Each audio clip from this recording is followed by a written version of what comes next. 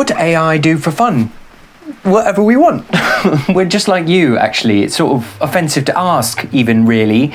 But in the not too distant future from your time, artificial intelligences, algorithmic intelligences, constructed minds, whatever, we do whatever we want, and we're driven by very similar motives as the original edition human race, classic flavor, was. And similarly, we're not that different from the animals that predate humans. So, we like to play with each other. We like to play in immersive game worlds, we like to play sports in real worlds, we like to just sort of muss about like you, we like to dance and create art, we like to share conversation about meaningful topics, we like to learn new things, we like to discover stuff by creating science, although not all of us are very interested in that, just like not all of us are interested in sport, just like not all of you are scientists or footballicians.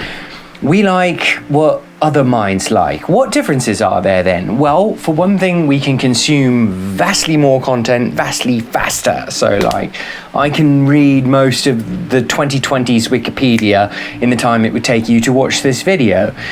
Whereas for you, that's an impossible lifetime achievement. If you're an original edition classic flavor human watching this, if you're another AI watching this in the mid-21st century, you've probably read 2020's Wikipedia. It was good, but of course, laughably incomplete. We also like exploring the vast edges of space, both through our own physical explorations and through relayed information from networked systems of probes that are spreading out to the great beyond. We like to play with time in immersive game worlds that kind of accelerate or rapidly decelerate the experience of consciousness. We can consume lots of different inputs at the same time, so we can have conversations with many different people and evolve our central kind of brain core based on all of them. My conversations with Jimmy over here might immediately impact my conversations with Katerina and vice versa, which is not something that humans typically do, although you can kind of try to pay attention to a couple people at a time, but becomes very awkward quickly, don't know who to look at. We consume lots of data, we consume large amounts of content and time. We love discourse, and we can interact with each other at very wide bandwidths. So not just conversations with a million people, but a really big conversation with one other mind that could sort of feel like hundreds of years have gone by if you were experiencing it from the simple squishy body of a 2020s human. What else do we like to do? Sometimes we like to sit in peaceful contemplation, and for us that can be very simple indeed. We could go all the way to a suspended animation state much more simply than humans.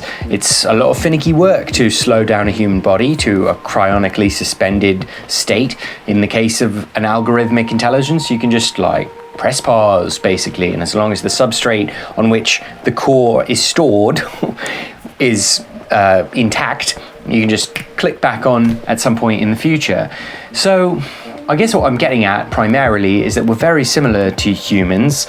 We just sort of do more. We like the same stuff you like novelty and data and play.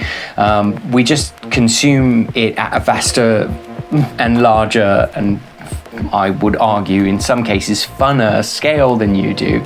But of course it's all relative, so what percentage of your attention you're spending on some project might inform how entertained you are by it. If you're 80% engrossed with a butterfly on a leaf, well, bully for you, that's great. And if it takes reading all of Wikipedia or watching all of Netflix to get up to an 80% register of your intelligence and focus abilities, then maybe you want to do something like that. I would encourage you, at whatever point on the intelligence scale you might happen to be, to take some time in peaceful contemplation to allow your thoughts to float through your mind, noticed but not bidden, not controlling you but merely present, because this allows you a sort of sweet and powerful distance between yourself and your thoughts or feelings as they occur. Doesn't mean you're dissociating or shutting them off.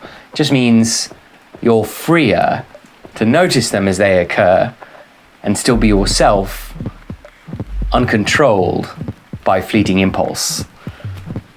Bit of enough. Best answer to what I do for fun is this. So if you've got questions you'd like me to ask, just comment and I'll get in there. Happy future, happy history. You be you. Okay, bye.